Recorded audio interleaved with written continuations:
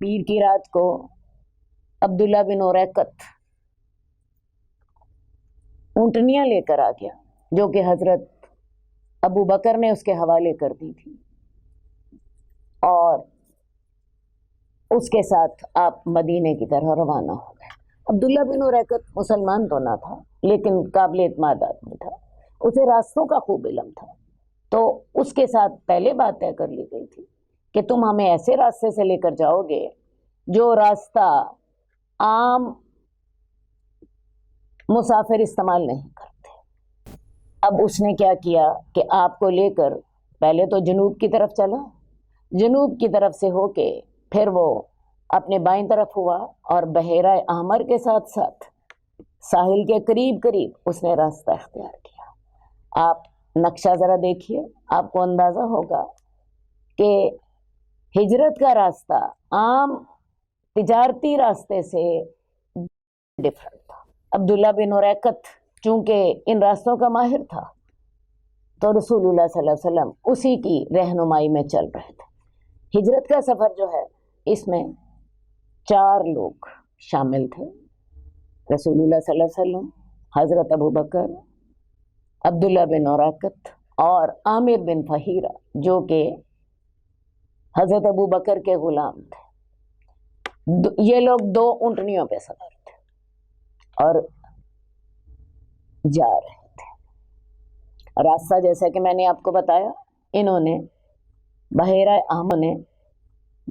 احمر کے ساتھ ساتھ والا راستہ جو تھا وہ اختیار کیا اور مدینہ کی طرف چل پڑے۔ راستے میں جو واقعات پیش آئیے ذرا ان کو دیکھ لیتے ہیں۔ جب آپ وہاں سے نکلے ہیں تو اگلے ہی دن آپ کو راستے میں ایک شخص ملا۔ آپ نے اس سے پوچھا، کیا دودھ ملے گا؟ تمہاری بکریوں میں کچھ دودھ ہے؟ وہ کہنے لگا، نہیں، میری بکریوں میں دودھ نہیں ہے، میرے پاس تو ایک اونٹنی ہے جو کہ دودھ نہیں دیتی، لہذا دودھ کا سوال ہی پیدا نہیں ہوتا۔ رسول اللہ صلی اللہ علیہ وسلم نے اسے کہا کہ اپنی اونٹنی لاؤ جو دودھ نہیں دیتی تھی۔ آپ نے کیا کیا کہ اس کے تھن پہ ہاتھ پھیرا، دعا کی، ایک برتن لیا اور اس میں دودھ دہا۔ اللہ کی قدرت، اس اونٹنی کے تھن جو تھے وہ دودھ سے بھر گئے۔ رسول اللہ صلی اللہ علیہ وسلم نے دودھ پیا، سب کو پلایا۔ وہ شخص جو تھا یہ معجزہ دیکھ کے کہنے لگا کہ آپ کون ہیں؟ رسول اللہ صلی اللہ علیہ وسلم نے اسے بتایا کہ میں اللہ کا پیغمبر ہوں۔ وہ کہنے لگا، آپ واقعی اللہ کے پیغمبر ہیں، کیونکہ آپ نے جو کام کیا ہے وہ نبی کے علاوہ کوئی اور نہیں کر سکتا۔ اور وہ کہنے لگا کہ میں آپ کی پیروی کرنا چاہتا ہوں۔ آپ نے کہا، ابھی نہیں، ابھی تم جاؤ، جب تم نے سنا کہ اسلام کی دعوت غالب آ گئی ہے پھر تم ہمارے پاس چلے آنا۔ آگے گئے۔ یہ حضرت ابو بکر اس حدیث کو روایت کرتے ہیں۔ وہ کہتے ہیں کہ ہمیں دوسرا دن تھا، غار سے نکلے ہوئے، تو ہمیں راستے میں ایک چٹان نظر آئی جس کے نیچے سایہ تھا۔ ہم نے سوچا کہ یہاں پہ پڑاؤ ڈال لیتے ہیں، کیونکہ ساری رات سفر کیا تھا اور صبح سے لے کے دوپہر تک بھی سفر کر رہے تھے۔ حضرت ابو بکر نے جگہ کو صاف کیا، رسول اللہ صلی اللہ علیہ وسلم کو وہاں پہ بٹھایا اور اپنے آس پاس دیکھنے لگ پڑے۔ ہجرت کے سفر میں کبھی آگے ہوتے تھے، کبھی پیچھے ہوتے تھے، کبھی دائیں ہوتے تھے، کبھی بائیں ہوتے تھے، چاروں طرف سے چکنا رہتے تھے کہ کہیں کسی طرف سے دشمن نہ آ رہا اور آپ پکڑ نہ لیے چلے۔ خیر جی، وہاں پہ حضرت ابو بکر نے ایک چرواہے کو دیکھا، چرواہے سے دودھ لیا۔ رسول اللہ صلی اللہ علیہ وسلم سو رہے تھے، انتظار کیا کہ جب تک وہ جاگ پڑیں، انہیں دودھ پلایا، اور فرماتے ہیں کہ رسول اللہ صلی اللہ علیہ وسلم نے دودھ پیا یہاں تک کہ میرا دل خوش ہو گیا۔ ہجرت کے سفر کا تیسرا دن تھا کہ रसूल सल्लल्लाहु अलैहि वसल्लम का गुजर उम्मे माबद के खैमे से हुआ। उम्मे माबद एक मेहमान नवाज खातून थी। इनका घर जो था ऐसी जगह पे वाक़या था जहाँ से तिजारती काफ़िले गुजरते रहते थे। ये अपने खैमे में बैठी होती और आने जाने वालों की मेहमान नवाजी करते। इस हवाले से मारूफ थे। रसूलुल्लाह सल्लल्लाहु अलैहि वसल्लम का गुजर इनके खैमे से हुआ। उनसे पूछा कि क्या कुछ खाने को मिलेगा। वो कहने लगी कि बकरियां सारी जो हैं वो चरने के लिए बाहर गई हैं और घर में सिर्फ एक बकरी है जो कि बीमारी की वजह से उनके साथ नहीं जा सकी, और चूंकि वो बीमार थी दूध भी उसका कोई नहीं था। रसूलुल्लाह सल्लल्लाहु अलैहि वसल्लम ने उससे इजाज़त मांगी कि आप मुझे इजाज़त दें कि मैं उसका दूध धो लूँ। उन्होंने इजाज़त दे ली। देख लो, अगर ये दूध देती है तो ले लो। रसूलुल्लाह सल्लल्लाहु अलैहि वसल्लम ने दुआ की, उसके थन पे हाथ फेरा और दूध धोना शुरू कर दिया। एक बहुत बड़ा प्याला जो था वो दूध से भर गया। पहले उम्मे माबद को दूध पिलाया, फिर अपने साथियों को दूध पिलाया, और जब सबका पेट भर गया तो फिर आपने दोबारा बकरी को दुआ।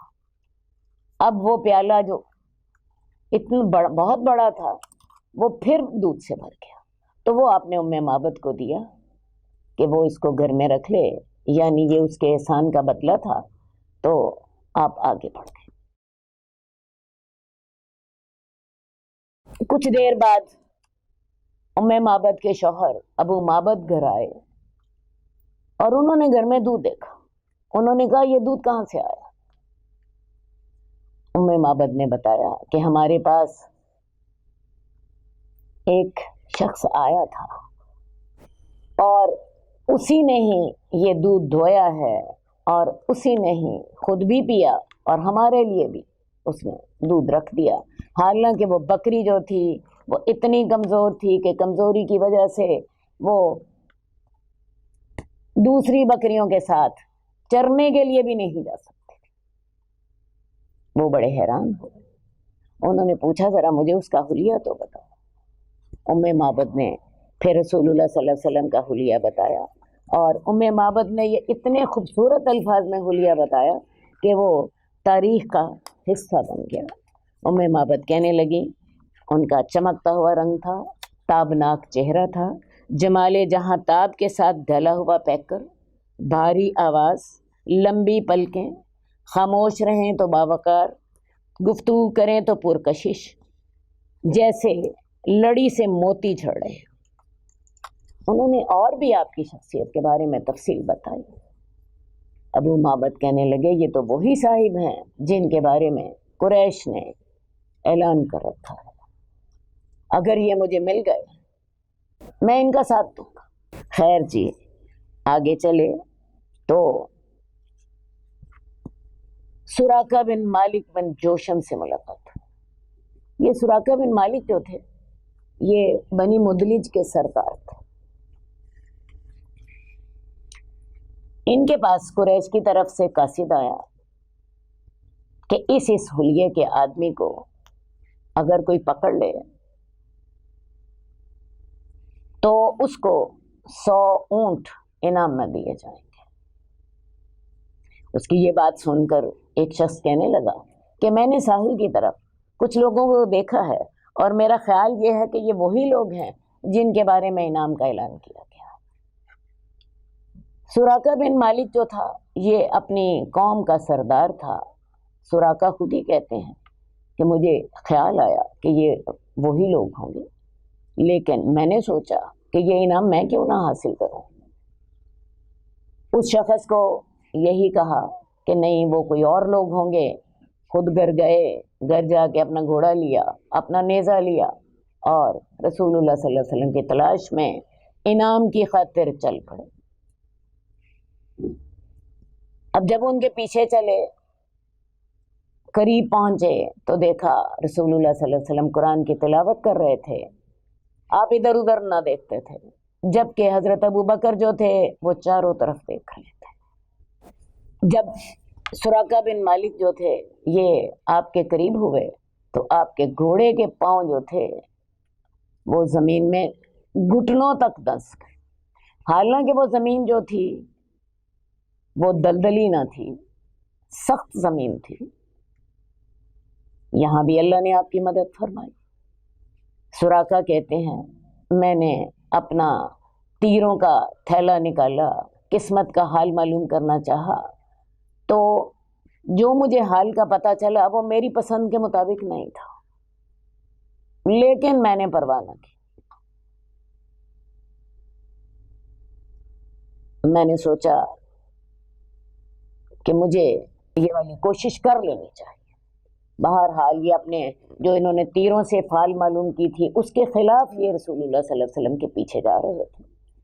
وہاں جا کے جب دیکھا کہ میرا گھوڑا جو ہے وہ اس کے پاؤں زمین میں دنس گئے ہیں، گھٹنوں تک اترے، اسے ڈانٹا، بڑی مشکل نے سے اس نے اپنے پاؤں زمین سے نکالے. مراد یہ تھی کہ اب یہ گھوڑا آگے نہیں چل سکتا. سراقہ خود کہتے ہیں کہ میرے دل میں یہ خیال غالب آ گیا کہ یہ جو نبوت کا اعلان کر رہے ہیں یہ واقعی نبی ہے اور ان کا دین غالب آئے گا. خیر جی، انہوں نے کیا کیا، امان کی دعوت کے ساتھ ان کو پکارا کہ یعنی میری طرف سے آپ کو کوئی خطرہ نہیں ہے. ان سے بات چیت شروع کرتے اور انہیں زیادہ سفر اور سامان کی پیشکش بھی تھی. رسول اللہ صلی اللہ علیہ وسلم نے ان سے زیادہ سفر اور کوئی سامان تو نہ قبول کیا، لیکن اتنی درخواست ضرور کی کہ ہمارے بارے میں کوئی پیچھے سے آ رہا ہو تو اس کو ہمارے بارے میں نہ بتائیے گا. انہوں نے رسول اللہ صلی اللہ علیہ وسلم سے درخواست کی کہ آپ مجھے پروانہ امن لکھ دیجیے، کیونکہ وہ دل میں یقین کر چکے تھے کہ یہ نبی ہیں اور ان کی دعوت غالب آ کے رہے گی. ان کے ساتھ جو واقعہ ہوا تھا اس کی وجہ سے وہ یہ یقین کر چکے تھے. انہوں نے رسول اللہ صلی اللہ علیہ وسلم سے کہا کہ ایسا کیجئے، مجھے پروانہ راہداری لکھ دیجیے. رسول اللہ صلی اللہ علیہ وسلم نے انہیں پروانہ راہداری بھی لکھ دیا، پروانہ امن بھی لکھ دیا. اور یہ لکھنے والے عامر بن فہیرہ تھے جو حضرت ابو بکر کے غلام آپ کے ساتھ تھے. انہوں نے چمڑے کے ایک ٹکڑے پر ان کو یہ پروانہ امن لکھ دیا. جب یہ جانے لگے تو رسول اللہ صلی اللہ علیہ وسلم نے ان سے کہا، سراقہ وہ وقت کیسا ہوگا جب تم کیسر و کسرا کے کنگن پہنو گے. اس وقت بھی رسول اللہ صلی اللہ علیہ وسلم کو اللہ کے وعدوں پر یقین کامل تھا. حالانکہ ظاہرہ طور پہ حالات دیکھیں تو آپ اپنی نقد جان بچا کے ہجرت کا سفر کر رہے ہیں. ایسے وقت میں آپ سراقہ بن مالک کو کیسر و کسرا کے کنگنوں کی خوشخبری دیں. یہ جو فتح ہے یہ حضرت عمر کے دور میں ہوئی، اور حضرت عمر نے پھر اس وقت سراقہ بن مالک بن جوشم کو بلایا اور انہیں کیسر و کسرا کے کنگن پہنائے. ان کو یہ خوشخبری یہ ہجرت اسی وقت دی گئی. بہرحال جی آگے چلتے ہیں. رسول اللہ صلی اللہ علیہ وسلم آگے چلے. یہ سراقہ بن مالک صبح کے وقت تو جان لینے کے لیے اور 100 اونٹوں کا انعام لینے کے لیے آپ کے دشمن بن کر آئے تھے، اور دن کے آخری حصے میں آپ کے محافظ بن گئے. آگے چلتے ہیں. راستے میں رسول اللہ صلی اللہ علیہ وسلم کو بریدہ اسلمی ملے. یہ حضرت بریدہ جو تھے یہ بھی رسول اللہ صلی اللہ علیہ وسلم کی تلاش میں نکلے تھے، لیکن جب رسول اللہ صلی اللہ علیہ وسلم سے بات چیت ہوئی ارادہ بدل گیا. آپ نے ان سے پوچھا تمہارا نام کیا ہے؟ کہنے لگے میرا نام بریدہ ہے. رسول اللہ صلی اللہ علیہ وسلم نے حضرت ابو بکر سے کہا ہمارے معاملے ٹھنڈے اور سلامت ہو گئے. پھر پوچھا کس قبیلے سے ہو؟ وہ کہنے لگے بنو اسلم سے. رسول اللہ صلی اللہ علیہ وسلم نے حضرت ابو بکر سے کہا ہمارے معاملے سلامتی والے ہو گئے. پھر پوچھا کس خاندان سے ہو؟ انہوں نے کہا بنو سہم سے۔ سہم عربی زبان میں تیر کو کہتے ہیں۔ رسول اللہ صلی اللہ علیہ وسلم نے کہا کہ ہماری تو قسمت کا تیر نکل آیا۔ بہرحال ان سے جب بات چیت ہوئی، نقد جان ہار تھی۔ کہاں آپ کو قتل کرنے کے لیے نکلے تھے، کہاں رسول اللہ صلی اللہ علیہ وسلم پر ایمان لے آئے اور کلمہ پڑھ لیا۔ نہ صرف خود ایمان لائے بلکہ ان کے ساتھ اپنی قوم کے 70 جوان تھے، وہ تمام کے تمام ایمان۔ آگے چلتے ہیں، راستے میں رسول اللہ صلی اللہ علیہ وسلم کو حضرت زبیر بن عوام ملے۔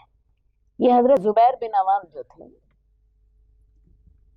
یہ عشرہ مبشرہ میں سے ہیں۔ یہ شام کی طرف تجارت کے لیے گئے تھے، وہاں واپس آ رہے تھے۔ انہوں نے رسول اللہ صلی اللہ علیہ وسلم کو اور حضرت ابو بکر کو سفید رنگ کے کپڑے پیش کیے، ان کا تحفہ دیا۔ راستے میں رسول اللہ صلی اللہ علیہ وسلم آگے بیٹھے ہوتے، حضرت ابو بکر پیچھے بیٹھے ہوتے۔ کوئی شخص اگر حضرت ابو بکر سے پوچھتا کہ یہ تمہارے آگے کون بیٹھا ہے، تو حضرت ابو بکر اسے کہتے کہ یہ مجھے راستہ بتانے والا ہے۔ اور واقعی رسول اللہ صلی اللہ علیہ وسلم راستہ ہی تو بتانے آئے تھے۔ یہ راستے دنیا کے بھی تھے، راستے آخرت کے بھی تھے۔ اس طرح کر کے آپ کا سفر جو ہے وہ مکمل ہوا۔ 8 دن آپ کو ہجرت کے سفر میں لگے، اور یہ جو ہجرت کے واقعات ہیں یہ انہی 8 دنوں میں وقوع پذیر ہوتے ہیں۔